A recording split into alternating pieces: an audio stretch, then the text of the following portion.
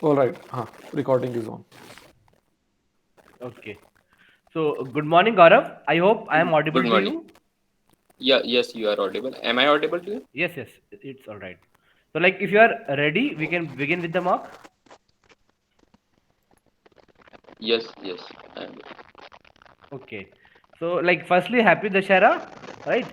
So, like, today is a same day to you. when we celebrate the win of good over the bad, right? So, like, what are the Yes, yes. vices or what are the habits you think you have which you want to conquer this coming year? Certainly, I think when I get a little success, so sometime I become complacent. So that's the one thing which I need to focus on, so that I keep on going without being without being affected by results or failure or success. And other thing is sometime I overthink some issues, which in hindsight, when I look back, are not that important. So this takes a lot of time and affect my performance. So I think these are the vices which I want to conquer in Right, this right. Dasera. Okay, okay. So, like, I can see the name of the school in which you study. Yes, sir. It was Happy Days, right? Happy Yes, Days. sir. So, like, Yes. what is happiness for you? Like, what is the thing which you like keep striving for? So happiness is defined variously by different people. For me, happiness is to enjoy the little things which are around us, but due to certain issues, pressure, we fail to admire them, like the the trees, the gardens, the company of our family members, the company of our friends. So certainly, due to our work pressure, our stress, our work deadlines, we tend to forget these really important small things matter a lot. So if we are able to enjoy them, I think a person is happy. Okay, okay, right. So, like, Gaurav, I could see that you had a decently paying job after your college. So, like, why Yes. did you resign from that job, and what was your profile in the Times Group Limited? So my profile was as a backend developer. So we were developing the software architecture, which was running the TUI group, including all their websites, apps, and newspaper. So, sir, I was very fascinated by computer science while in college. But during my job, I realized that the work profile of a computer science person is very limited. So the working hours are fixed, and the work environment is not very in the field, and does not have any relation with the people individually. So, sir, I thought to work to in field and interact with the people. So I tended to join the civil services. Okay. So, like, Time Group is related to the media. So, do you Yes. think that there is an increased sensationalism and biasness in the way our media report, right? Or is it not the case? So certainly, due to the automation and the data, the media groups can now find out the which news is more read by people. So they tend to focus on news which are more emotionally connected with people, and they try to sensationalize few of the articles so that they can gather more views and more advertisement. But there are also people working on the ground which raise the issues, which cover the issues which are not that sensationalized and more important for overall development of country. So, sir, there are exist both the kind of journalists, sir. Okay. So, like, have you heard the term yellow journalism? Yes, sir, I have heard of yellow journalism. What is yellow journalism? So I cannot recall it at the moment, but it is a inferior kind of journalism. All right. So, okay. You are from Shivpuri. Can you please tell us something interesting about Shivpuri? So Shivpuri is a was a summer capital of Sindhiyas, and it is a very green and clean city. And it has around 33% forest area. It has two national park, Madhav National Park and Kuno Palpur, three wildlife sanctuaries for Great Indian Bustard, And then it is also heritage place where a lot of forts are there, like Carrera Fort, Narbur forts, and there is a Tatya Tope Memorial Park. Apart from that, there are many institution, training institution, like there is a training for IB and CRPF, SSC, and recently a medical college is also coming. Most of the people are dependent on agriculture in Shivpuri, and overall it's a very large district with 10,000 square kilometer and 70 lakh populations. All right, all right. So like you mentioned about Kuno Palpur in Yes, sir. Shivpuri. So like Yes. it is like in news for the possible relocation of lion, you know, from the grid to the Kuno Palpur. So like Yes, sir. Yes. what is the status of this issue? Can you tell us something about that? Yes, sir. Kuno Palpur was selected by MP government for relocation of lion because lion are currently concentrated in Gujarat only. So the Supreme Court empowered committee decided lion can be relocated, but there were some issues regarding the prey density and the some political issues between Gujarat and Madhya Pradesh government. So the lions could not be located, sir, but recently the cheetah reintroduction program is going in the same national park. So, coming months we can see cheetahs being introduced there, sir. Okay, so like lion will not be introduced. It is like status quo, or is there some improvement? Do you know the status? What actually is happening presently? Like if the Supreme Court has said that they have to relocate, then the state cannot like quarrel on political lines. So what is the this official status? Are you aware of that? So I think that NTCA have given the clearance for relocation, but there were issues like the whether successfully cheetah and lion can live together in the same habitat, if there is a possibility of transmission of diseases from cheetah to lion. So, sir, right now the government is focusing on more on cheetah reintroduction, sir. All right, all right. Do read more about it, right? Okay. So, Okay. Gaurav, are you aware of the scientific name of the national animal of our country? So the national animal is tiger, and its scientific name is Panthera tigris, sir. Right, right. So, like these days, a lot of people are demanding that the national animal of our country be changed from tiger to cow. Right. So, what is your take on this issue? Sir, I have to read more about it, sir. All right. So, like at least you can think something that what should be the criteria for an animal to be a national animal, right? For any country. Sir, the national animal should be associated with the culture, heritage. It should inspire the people. So, and also the national animal should be present all over the country. So, sir, these could be the criteria for selection of national animal. It can be, sir, also animal which is endangered and need protection, so that the overall awareness of that animal increases in the people of the country, sir. Right.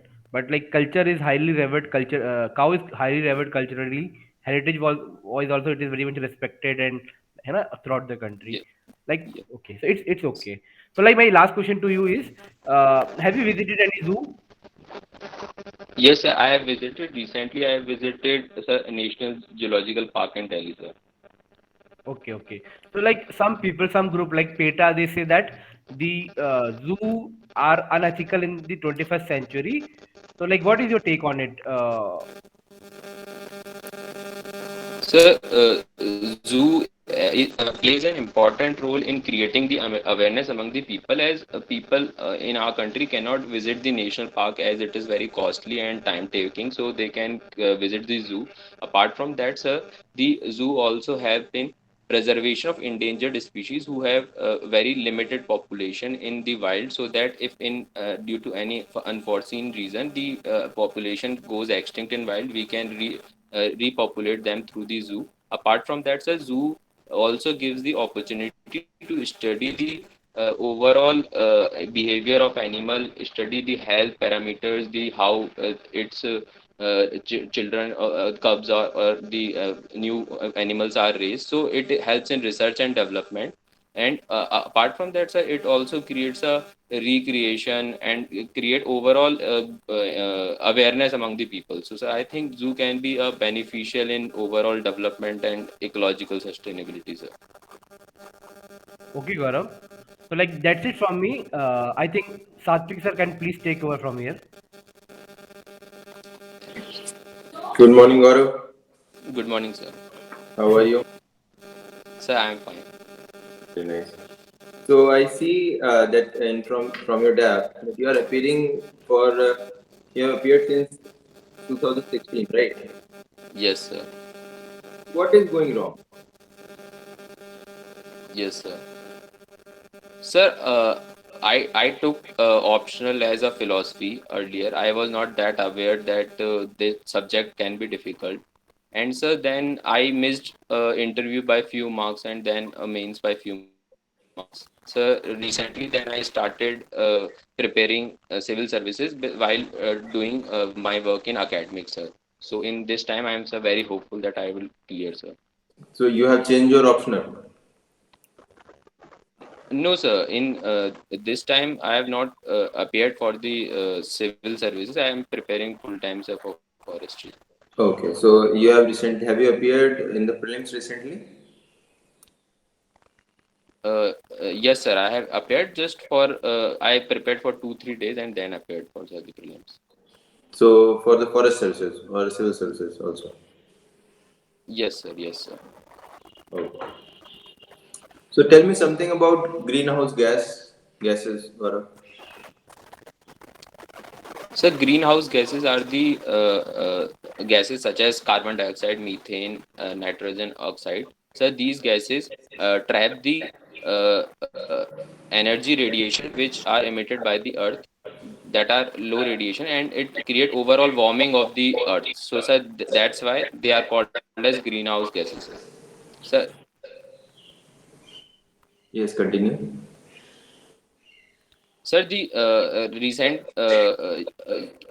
Paris Climate Treaty has been signed to control these gases, and so that the overall increase in temperature is limited by 1.5 degree or more, or at least 2 degree in this century. Do you know that the country is right now going through a coal crisis? Yes, sir. What are the reasons that have been cited till now? So the reason are, sir, that after the COVID pandemic, the demand of electricity increased as industry began to production again. Apart from that, sir, there was a rainfall in coal mining area, so that the production got halted. And there was also issues that the thermal power plant did not have a sufficient inventories. So they should have at least 15 to 20 days inventories, but they were left with only 4 5 days inventories. Apart from that, there are structural issues like there is issues with logistics. There are limited rakes for railway to transport these coal from mining area to thermal power plants. Gaurav, there are people who are supporting that we should stop mining coal and all, and we should use all the renewable energy sources and electric cars and electric vehicles. Yes, sir. What is your take on it? So it's very evident that in near future we have to move toward the renewable energy as it's clean source of energy. But as it's a new technology, there are various issues like the nature of renewable energy is very intermittent and it cannot be become a base load. So for providing energy 24/7, we need a certain kind of energy which we can rely on. Sir, until the storage capacity of electricity is developed or the nuclear can be developed sufficiently, the coal power plants offer base load which can be relied on during all the day. So until technology develops sufficiently, we have to use the coal, sir. So we can use various technology which can minimize the pollution, like electrostatic precipitator, etc., so that the effects of coal is reduced, pollution effects. Okay. Do you think when in the times when we have roads, requirement of roads, railways, mining, do you really think that we need forest service or we need So forest? part We can just make clusters of forest for oxygen, and because that's what forests are doing. They are giving us oxygen and all. We can make clusters, using some technology. Then we can open up the area so that we can have a better development of India.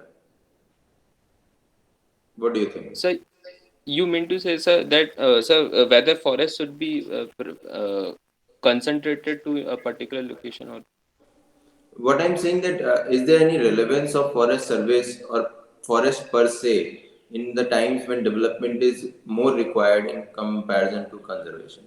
What is your take on it? sir, I think forests provide a lot of services, like they provide provisioning services like food, fodder, shelters. They also help in regulation of environment, like they control the pollution, curb the heating effect. Apart from that, they help in the water conservation, as 75% of our river comes from forest, and they help in formation of cloud and raining. Apart from that, there are cultural association with forest, and this they also provide habitat for the wildlife. So there are also minor forest produce, and the people who are directly dependent, like tribals, on these areas. So sir, forest plays a important role in our industry, such as timber, furniture industry, plywood, paper. So sir, forest have a lot of value in future also, and it can be a great medium to curb the issues like climate change, etc. So definitely forest can play a good role, sir, in future in sustainable development. Gaurav, you studied at IIT Delhi. Yes, sir. So, how did you go from your hometown to Delhi? Sir, I used to go through train, sir. So, what are some major train stations that you went through? Sir, I took train from Gwalior. I used to go to Gwalior by bus. Then there came Morena, then Dholpur, then the Agra was there, Mathura was there, and then some minor station like Palleval, Faridabad, etc., sir. Do you know the name Dholpur House? Yes, sir. What is it? So Dholpur House is a building in near the India Gate. Currently, UPSC is working from Dholpur House. It was constructed by Maharaja of Dholpur, and after independence, it was handed to UPSC, sir. Okay. My last question, Gaurav. If I take away all the prizes, scholarships from your dad, who is Yes, Gaurav? sir.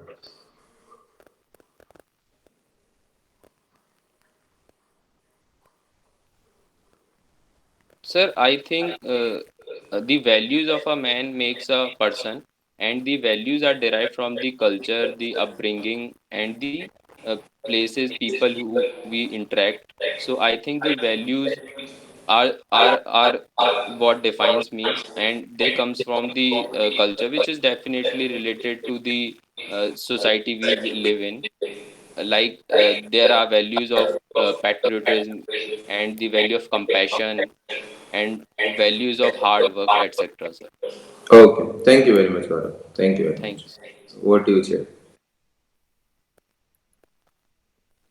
Good morning, That Gaurav. sir can. Okay. Okay, Lawrence sir can. Okay. Good Good morning. morning, sir. Uh, can you tell me about the CRISPR? What is CRISPR? Yes, sir. CRISPR is the genetic editing technology developed recently in 2016, and it help in precise cutting of DNA at a precise location. So earlier the Gaurav, I'll gene stop you editing here was. a little bit. Is CRISPR Yes, sir. itself, is it the technology? What is the full form of CRISPR? Or CRISPR-Cas9 is the technology. So you need a little clarity in that part. So CRISPR-Cas9 is the complete molecule through which we do the genetic editing, sir. What So exactly CRISPR is was CRISPR? so CRISPR is a kind of protein which we have synthesized from the bacteria, sir, if I can recall properly. And this protein is a molecular scissor which cuts at DNA at the location, and Cas9 is the another molecule which help the binding of this CRISPR molecular scissor at that particular location where we want to cut the genome, sir. You, I mean, have an idea, but read a little bit about it to get like complete clarity. Okay. Okay, sir. Okay, whether it is a protein or whether these are DNA sequences. Lol. Okay. Uh, so, have you heard about like antibiotic resistance? Yes, sir. Okay, so can you tell me a little bit about that? Sir, recently, due to the overuse of antibiotics, like in disease control, in animal husbandry, or in the effluent treatment, so certain microbes and bacteria are developing antibiotic resistance, where they can break through the antibiotics, uh, and is creating a problem in health and medicine, where the previous lines of antibiotic are not able to control the spread of microbes, sir. So this is a very important issue, sir. Yes, definitely. So we have like developed antibiotics against many bacterial diseases over the past, and now let's say Yes, sir. they stop working. Okay, we have these strains. So what could be the ways to tackle this? So the first important point is that comes to my mind is to control the over uses of antibiotics. So in current situation, people takes an antibiotic without prescription. So we can create awareness so that these antibiotics are taken only when the disease cannot be cured by itself. Secondly, sir, the use of antibiotics in animal husbandry can be curbed so that the only when it's necessary to control disease they are used. Currently they are used as a precautionary in animal husbandry. Thirdly, sir, the waste effluent which these antibiotic pharmacy releases in environment, it creates a apt environment where the bacteria can develop this antibiotic resistance, so it can be controlled, sir. So why are these steps not being taken right now? If it is such a serious issue, you told about why it is being caused. So why don't we stop prescriptions or at least over prescriptions of antibiotics? And same in animal husbandry. Why are we continuing with this? So government have come with the various schemes, like the red lining of antibiotic campaign was running, so that the antibiotics can be identified, and they could be put in the schedule as drives. Apart from that, sir, CPCV have also came recently with the pollution standard for the pharmacy industry, where the if a pharmacy is not treating its effluent, then strict action would be taken. And in animal husbandry also, the state government are working with the players to control the use of antibiotics. uh, so sir, also we are also working on the new kind of antibiotics which can provide the alternate if our existing antibiotic fails, sir. Are there any other technologies, maybe not which are viable currently, but which can be thought of as alternative to antibiotics?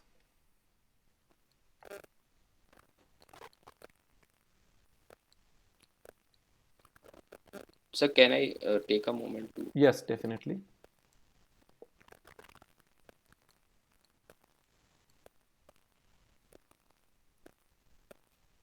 Sir, vaccination is the one technology through which we can prevent the diseases. Such, for example, I'm we asking have about cure, vaccine. not the prevention part, the cure part, where you have to cure the diseases.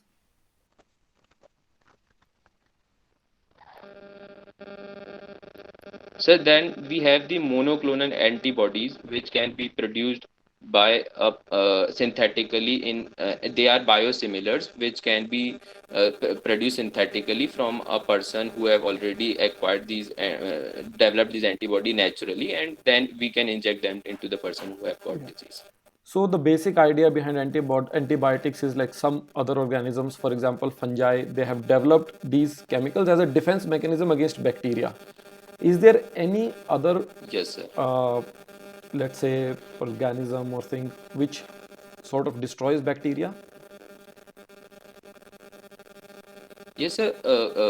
Bacteria phages that are viruses are also the organism which destroy bacteria. So that can also be used, sir, to destroy the bacteria. Yes. Okay. Very good. Uh,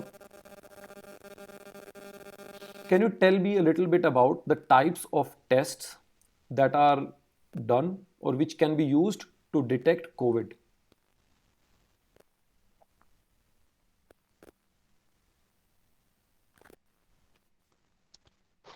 So the tests are various. Like we have RT-PCR test, then we have the test of CRP through which we can guess whether the individual have a disease. Apart from that, we have some mono antibiotic test, and through which we can find out whether he had COVID previously. What is And RT-PCR? Because it is always in news. You need RT-PCR test report. It is many times considered to be better than other tests which are being conducted, for example, rapid antigen test. So, what is this RT-PCR? Sir, RT-PCR is river transcriptase polymerase chain reaction. So it is used to detect the DNA fragments, or in this case, the RNA fragments. If a COVID RNA virus is present in the sample, though this test detect particular sequences and confirm whether COVID was present in the sample or not, sir. But the PCR technique, it works for DNA. The polymerase chain reaction, it's for Yes, sir. DNA. Yes, sir. And you yourself said that this virus is RNA virus. So, how do Yes, how sir. does it work? So therefore, we uses the reverse transcriptase mechanism through which the RNA is first converted into DNA and then it is amplified so that it can be detected in gel, sir. Okay, So all right. RNA is a protein which convert DNA RNA into DNA. Very good. So next, I'll move on to a few questions from geology. That is your one of the optionals, right? Yes, sir. Uh, Yes. recently, first of all, can you tell me about what an earthquake is? So earthquake is the shaking of a land. It occurs when there is a tension between the rocks inside the earth crust, and when this tension is released, and the P waves and S waves are sent through the crust, and it creates the shaking. Sir, there are many various hypotheses like elastic rebound hypothesis by H.F. Reed, which define how exactly the earthquake occurs, sir, inside the Yes. crust. So how many seismic zones are there in India?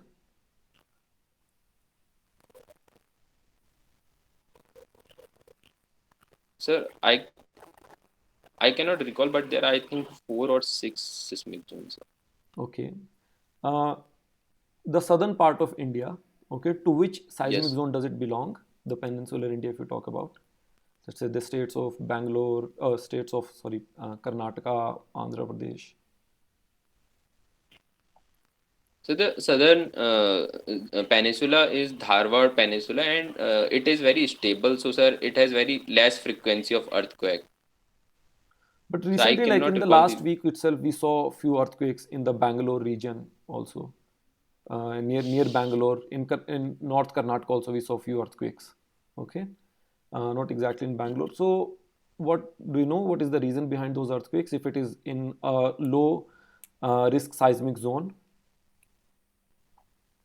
So there can be various reasons like of for earthquake, like reservoir induced earthquake uh, or a swamp earthquake, sir. But I am not aware of what type was it, sir. The recent earthquake.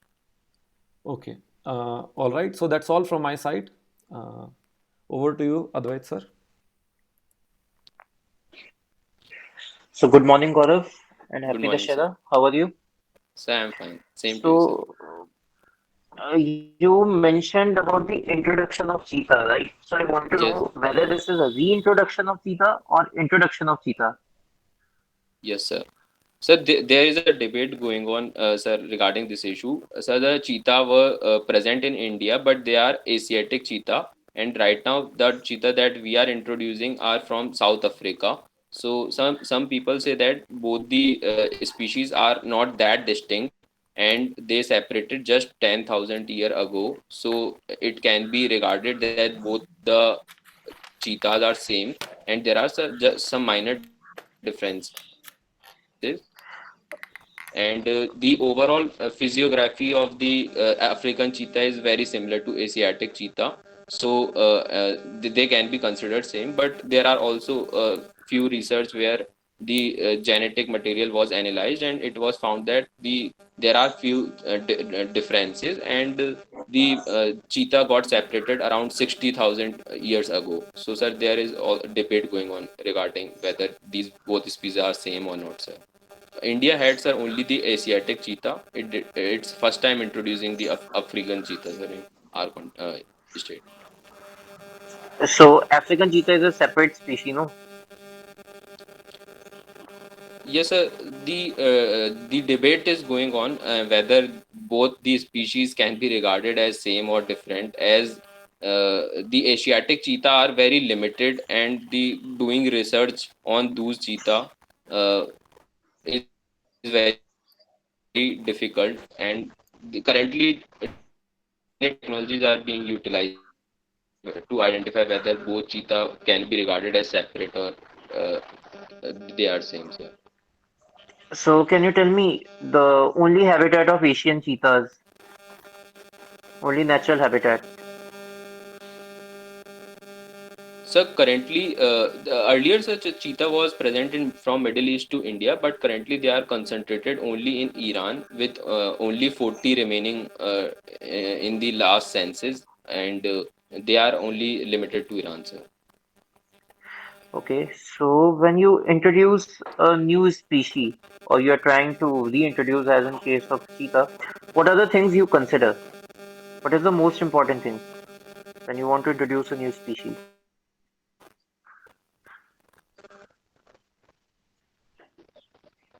So the first we check whether this species was present earlier or not. Then we find out the habitat, whether the habitat where this species is currently living is similar to the habitat we are introducing it. Find out the food and prey. In case of cheetah, is it present in the new habitat? Then we also look into the ecosystem. Like cheetah lives in grassland and open scrub. So whether similar ecosystem forest landscape is present in the new area. Apart from that, sir, we also look into the presence of diseases, whether the new place could carry some spatial viruses or bacteria which could affect uh, the new species. And we also study the overall the ecological food chain. So if introduction of that species should not affect the ecosystem food chain, and it should not become invasive, sir. Okay, have you heard of this term called ecological niche? Yes, sir, I have heard of this. And this So is please explain. a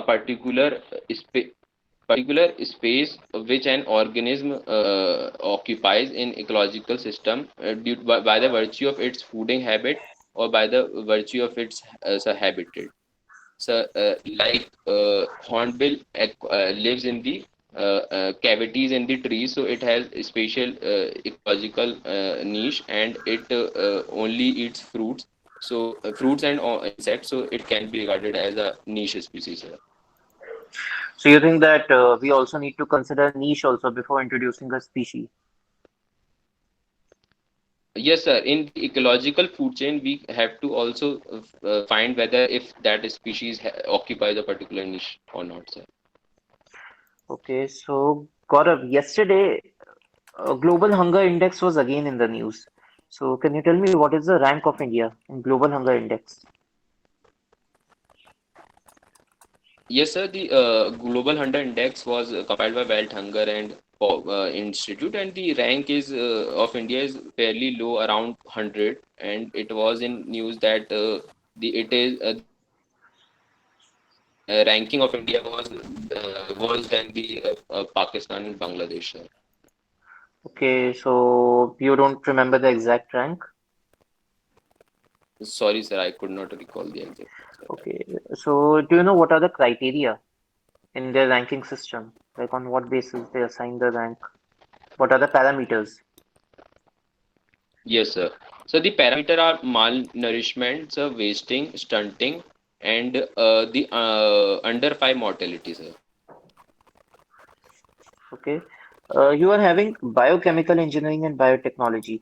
Now, as a forest officer, where you think that this can be beneficial, or how can you use your previous knowledge because you have done masters also as a forest officer? Yes, sir.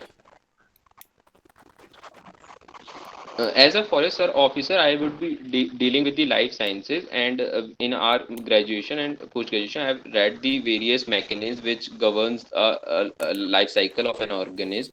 Apart from that, sir, the GM technologies, genetic editing technology, can be very helpful in introducing of new species, new trees, which can provide better yield, which can sequester more carbon. So apart from forestry, it can also helpful in wildlife preservation. So biotechnology technology like DNA fingerprinting, DNA can be used in controlling the poaching and rescue and help in rescue of organisms to their natural habitat. Apart from that, they can also help in preservation of endangered and critically endangered species. So we can use technologies like cryopreservation or in vitro fertilization or artificial insemination of these species so that they can be repopulated to a viable population. Apart from that, there are other field also like pollution control, ecological ecological stability, etc. Sir. You just mentioned DNA fingerprinting, so can you elaborate? Yes, sir. So DNA fingerprinting is a technology where we synthesize DNA from an species and then we amplify the DNA to identify which is species this DNA belongs to. We can use the uh, technology like BLAST and other DNA databases to identify the species. DNA fingerprinting can also be used to establish the relationship among the species, like so the cheetahs, whether two cheetah species are related or not, or they can also be used to identify from which place this species belongs. So, as we have the genetic material is different of let's say a hornbill from Andaman Nicobar Island or from the northeast. So we can identify this species belong to this location and then we can relocate to that particular location, sir.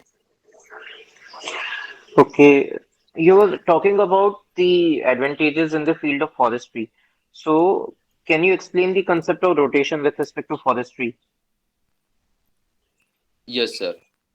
Sir, the rotation is the time period in which a tree matures and its annual increment reduces.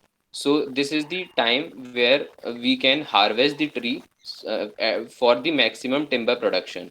Sir, there are various type of rotation like sustainable rotation, and then maximum yield rotation, and also rotation for urban forestry. So depending on the purposes, sir, rotation is defined, sir. Recently, Hyderabad won an award as a tree city. So, Yes, sir. yeah. So, what do you think?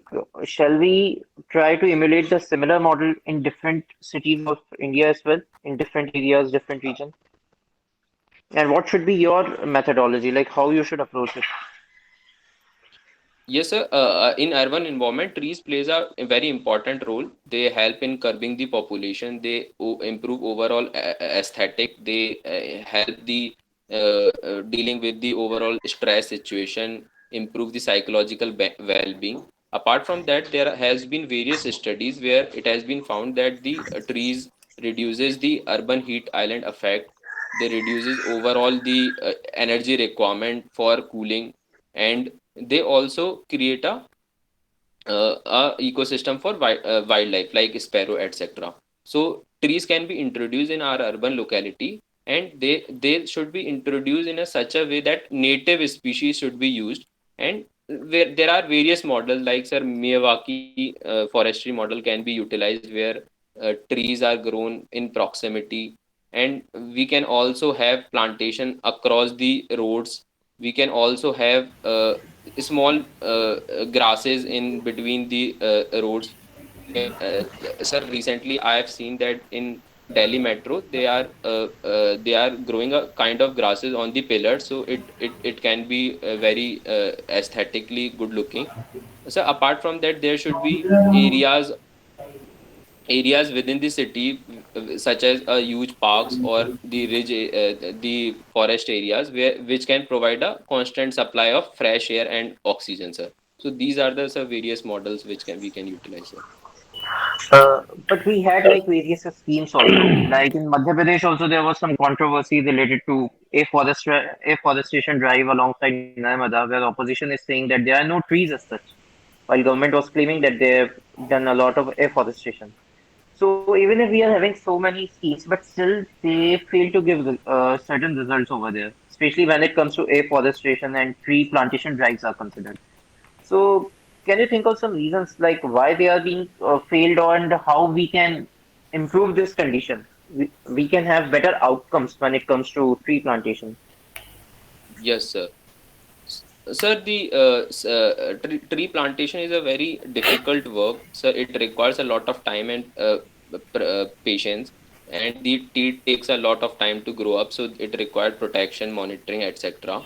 So, sir, we can utilize various methodology to check whether a tree grows to a sapling to seedling stage, seedling to sapling stage, pole and tree afterward. So there are various new technology that are being used, like in Mumbai, Delhi expressway. The whole of the tree plantation that's going along the road is being geotagged, so that any individual can go to a plant and go to a location and check whether this plant, who has planted this tree, who has the contract for plantation of this tree, which is the species of that tree, and what is the current age. So it would create the awareness among the people about this tree, and it would help in monitoring whether this tree is any individual tree is growing to a particular age, and it's not being destroyed by floods or by grazing, etc.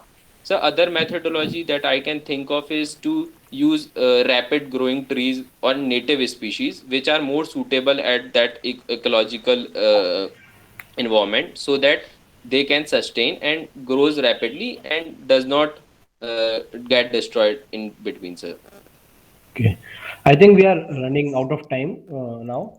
So if the answer is done, we can stop here. Okay, just one last question because you mentioned your hobby is reading books. So, Yes, sir. which is the last book that you read, and what is your favorite genre? So mostly I read non-fiction. The last book I read was *Sapien* by Yuval Noah Harari. I have, sir, yet reading it. I have not completed that, sir, yet. Okay, so Yuval Noah Harari has some interesting observations when it comes to use of biotechnology, especially in the upcoming generation that we can see. Yes, sir. So, do you have, yeah, especially with the intermix of Industrial Revolution 4.0? So, can you Yes, elaborate sir. on Yes. that?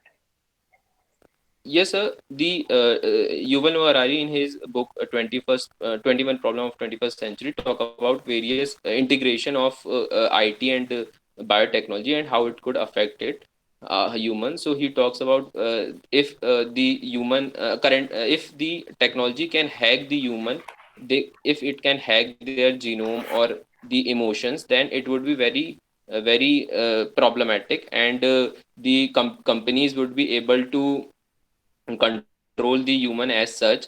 So he talks of various ways, like through image recognition, and the human emotion can be controlled by IT firms. And apart from that, he also talks about the designer baby, through which humans would be trying to design their baby to particular characteristic, which raises ethical issues of individuality, freedom, etc. Sir, Okay, so thank you, Gaurav. thank you, sir. Okay, Well, okay, Gaurav. So like we'll end the